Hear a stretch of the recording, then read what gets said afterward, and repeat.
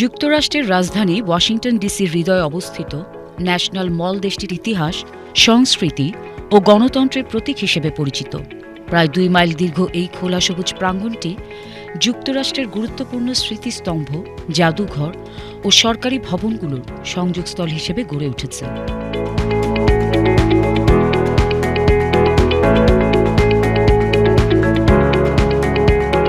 National মলের পশ্চিম প্রান্তে অবস্থিত লিঙ্কন মেমোরিয়াল, যেখানে মার্কিন যুক্তরাষ্ট্রের 16তম প্রেসিডেন্ট আব্রাহাম লিঙ্কনের বিশাল ভাস্কর্য স্থাপন করা হয়েছে। অপরদিকে পূর্ব প্রান্তে রয়েছে ইউএস ক্যাপিটাল বিল্ডিং, যা যুক্তরাষ্ট্রের কংগ্রেসের আসন এবং রাজনৈতিক ক্ষমতার কেন্দ্র। মলের মাঝামাঝি অংশে দাঁড়িয়ে আছে ওয়াশিংটন মনিউমেন্ট, যা যুক্তরাষ্ট্রের প্রথম প্রেসিডেন্ট জর্জ ওয়াশিংটনের স্মৃতিতে নির্মিত এক মহৎ স্তম্ভ। 555 ফুট উঁচু এই স্মৃতিস্তম্ভটি বিশ্বের অন্যতম উঁচু পাথরের কাঠামো এবং শহরের অন্যতম দর্শনীয় স্থাপনা।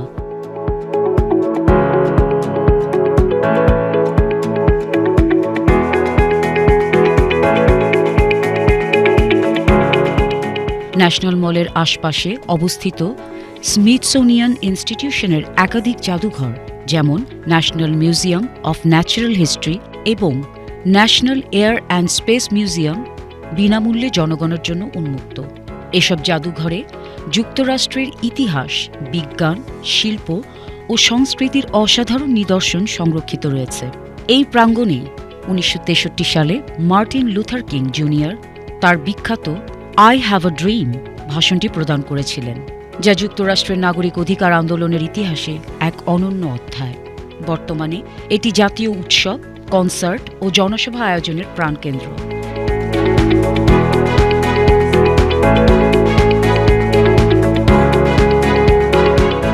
সবুজের মায়ায় মোড়ানো এই বিস্তীর্ণ প্রাঙ্গণ প্রতি বছর আকর্ষণ করে লাখো দর্শনার্থীকে।